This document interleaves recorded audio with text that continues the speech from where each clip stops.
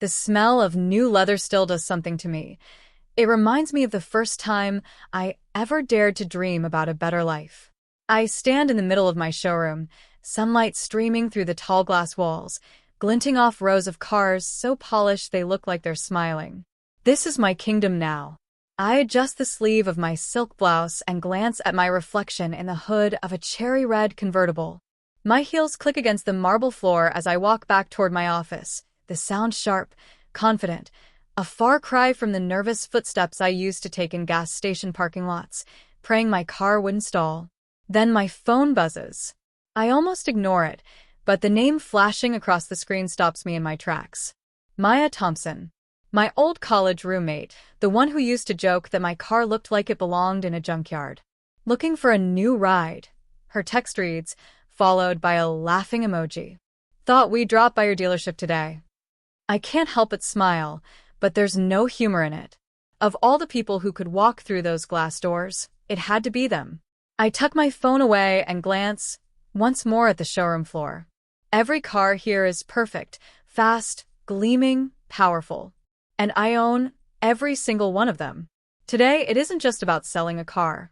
Today is about rewriting history. I wasn't always this woman. There was a time when my life smelled like burnt oil and cheap Pine Air freshener, when my hands were always stained from checking the dipstick because my car leaked more oil than it kept. I was 22, fresh out of college, working 2 part-time jobs just to stay afloat.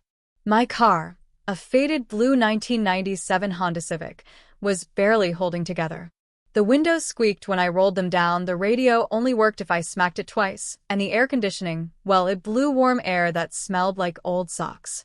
And people noticed. Maya and her friends loved to pile into their shiny new SUVs, laughing loud enough for me to hear as I fumbled with my stubborn door lock. "You really drive that thing?" she'd ask, pretending to be concerned, but smirking at the others. One night, after a party, I offered them a ride. They glanced at each other, giggling. "Nah, we'll Uber. Don't want to break down on the way." That one stung. I sat in that car afterward, forehead pressed to the steering wheel, fighting back tears. The engine ticked softly as it cooled, the sound almost mocking me. It wasn't just about the car, it was about how small I felt, how invisible. I remember calling my grandmother that night. She was the one person who never made me feel less than. She listened quietly and then said something I'll never forget. "Sweetheart, a car is just a thing. Don't worry about what you drive. Worry about where you're going." Her words hit deep. The next morning, I wiped my tears, cleaned out my car, and taped a little sticky note to the dashboard with a single word: forward. It became my silent promise. I didn't know how, but I was going to change my life. That was the day I decided I would never again let anyone measure my worth by the wheels I drove. I would build a life so big, so unshakable, that the next time they saw me, they wouldn't just respect me. They'd have to. It started small, a part-time job at a used car lot off the highway. At first, I was just filing paperwork and answering phones, but I watched everything. I watched how the salesman greeted customers, how they negotiated, how they closed deals. I listened more than I spoke, taking mental notes of every trick, every phrase that made a buyer's shoulders relax or lean forward with interest. Within a few months, I asked my boss if I could try selling a car. He laughed. "It's a tough business, kid. Most people quit their first month." "Then I won't quit," I told him. He let me try. My first sale was a beat-up minivan to a single mom with 3 kids. I didn't pressure her. I just listened. When she signed the papers, I felt something click inside me. I was good at this. That first commission check wasn't much, but it was enough to make me believe. I started staying late, reading everything I could about the auto industry, financing, negotiation strategies. I saved every penny. Eventually, I met Rachel, a seasoned sales manager at another dealership who had a reputation for being one of the best closers in the city. She saw something in me. "You've got guts," she said one night after I closed a tough deal. "Most people would have folded. Ever think about running your own place someday?" The idea seemed impossible at first. Me? The girl who drove a car that stalled at stoplights? But that sticky note on my dashboard, forward, kept me going. I worked my way up to sales manager, then general manager. Every step came with its share of battles. Male colleagues who underestimated me, customers who asked to speak to a man, late nights spent balancing books and crying from exhaustion in the office bathroom. But there were victories too. The first time I sold a luxury car, the first month I outperformed the entire sales team, the first time my bonus check had a comma in it. By the time I was 29, I had enough saved to buy into a struggling dealership. It was a huge risk. My family thought I was crazy. But I poured everything I had into it, rebranding, marketing, hiring the right people. And slowly it worked. Month by month, sales grew. The dealership turned profitable. Then came a second location. Then a third. I stopped posting much online. People thought I was still just a manager, still grinding away, barely making it. I let them think that, because I was building something so much bigger. Now, standing here, my name on the showroom sign, my fleet of cars shining like a dream I refuse to let die, I know it was all worth it. And today, Maya and her friends are about to see just how far that old Honda Civic drove me. The sound of the showroom doors sliding open pulls me out of my thoughts. They're here. Maya walks in first, designer sunglasses perched on her head, her husband trailing behind her, and two of our old friends in tow. They look around with casual interest, the way people do when they're somewhere expensive, pretending not to be impressed, but drinking in every detail.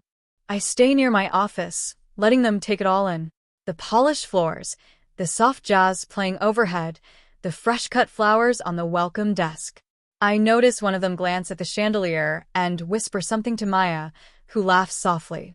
"Hi there," my receptionist greets them. "Looking for anything specific today?"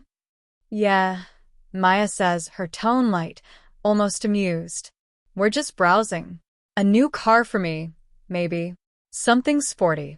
I watch as they wander past the cars, running their fingers along the paint, peeking inside the spotless interiors. I can almost hear their thoughts. "This place is fancy. Wonder how much the owner makes." That's my cue. I step out of my office, my heels clicking sharply against the marble. Maya's head snaps up, and for a split second, I see something flash across her face. Surprise. Maybe even discomfort. "Emily," she says, blinking. "Oh my God, is that you?" "Hi, Maya," I say smoothly. "Welcome." She glances at her friends, smiling like this is some kind of cute coincidence. "Wow, so you work here now?" There it is, the assumption that I'm just an employee. I don't answer right away. Instead, I walk over to the sleek black convertible nearest us and place my hand on the hood. "I don't just work here," I say, letting the words hang in the air. "I own this dealership." Silence. Her husband actually stops mid-step. One of the friends lets out a tiny, shocked laugh before quickly covering her mouth. "You own it," Maya repeats, as though she's trying to process the words. "Yes," I say, smiling politely. "In fact, I own this location, the one across town, and the one near the interstate. So if you're looking for a car, you're in exactly the right place." Maya blinks again, and I can almost see the wheels turning. She's remembering every joke, every comment, every time she rolled her eyes at my car keys dangling from my hand. "Well," she says finally, forcing a laugh, "that's impressive. Good for you." I don't gloat. I don't have to. The showroom does all the talking for me. The luxury cars, the polished floors, the staff who glance over respectfully when I speak. "Thank you," I reply simply. "Now, tell me what you're looking for. I'll make sure you get the best deal we have." There's a strange energy in the air now. Her friends are quieter, their smiles smaller. Even Maya's voice softens when she describes the kind of car she wants, something fast but classy, something that turns heads. As she talks, I notice her glance at me again, almost studying me. And for the first time, I think she sees me. Not the girl with the junk car, not the friend she used to laugh at, but the woman who built all of this from the ground up. And just like that, the power shifts. I guide them toward my office, the glass walls allowing them a full view of the showroom behind us. It's deliberate. I want them to feel the weight of what they're sitting in. "Please," I say, motioning to the leather chairs across from my desk. "Have a seat." Maya hesitates but sits. Her husband follows, then the others. Their body language has shifted, less casual now, a little stiffer, like they're aware they've stepped onto my turf. So, I begin, folding my hands on the desk. You're looking for a car that makes a statement. Maya nods, smiling tightly. Yeah. Something with power. Something that says success. I lean back slightly, considering her words. There was a time when I would have given anything to prove my own success to her. But now? I don't need to. Power. I repeat thoughtfully. That's an interesting word. She glances at her friends nervously. I just mean, I know what you mean, I say gently. And I think I have the perfect car for you. But before we talk numbers, there's something I need you to understand. Her brows knit. Understand? I nod. I don't sell cars to just anyone. I sell experiences, commitments. My clients leave here not just with a vehicle but with a promise to themselves. A promise to move forward. I can see confusion flicker in her eyes, so I press on. You see, Maya, you and I go way back. And I remember the jokes. I remember the nights you wouldn't get in my car because you were afraid it would embarrass you. Her cheeks flush, and her husband shifts uncomfortably in his seat. I don't bring this up to humiliate you. I continue, my tone calm but firm. I bring it up because I built this place out of every laugh, every insult, every tear I cried behind that steering wheel. So if you want to drive one of my cars, here's the deal. You leave that version of yourself, the girl who laughs at people for what they have, outside these doors. The room is silent except for the faint jazz from the showroom. Maya swallows. You're right, she says softly. I was awful back then. I nod once. I believe people can change. And I want to believe you will. So here's what I'll do. I'll give you the best deal on the car you want. But only if you promise me and yourself that you'll never make someone feel small for what they drive. Or for where they are in life. For a moment, no one speaks. Then Maya exhales, almost like she's been holding her breath for years. You have a deal, she says quietly. I smile, not out of triumph, but out of something deeper. Because this isn't just about selling a car. It's about rewriting the story. Later that evening, after the paperwork was signed and the new car keys were handed over, the showroom was quiet again. I stood by the glass doors, watching Maya and her friends drive off in a gleaming white sports car. For a moment, I closed my eyes and let the silence settle around me. The scent of leather and wax lingered in the air, mixed with something warmer, a sense of closure. I walked back to my office, opened the bottom drawer of my desk, and pulled out a small box I kept hidden there. Inside was the old, scratched-up car key for my first Honda Civic. The key that used to rattle when I hit a bump, the one that left grease stains on my fingers. I turned it over in my hand and smiled. That key wasn't just metal. It was every late-night drive home after a double shift, every breakdown on the side of the road, every moment I sat crying behind the wheel, wondering if I'd ever make it. It was proof that I kept going, that I kept moving forward. My grandmother's words echoed in my mind again.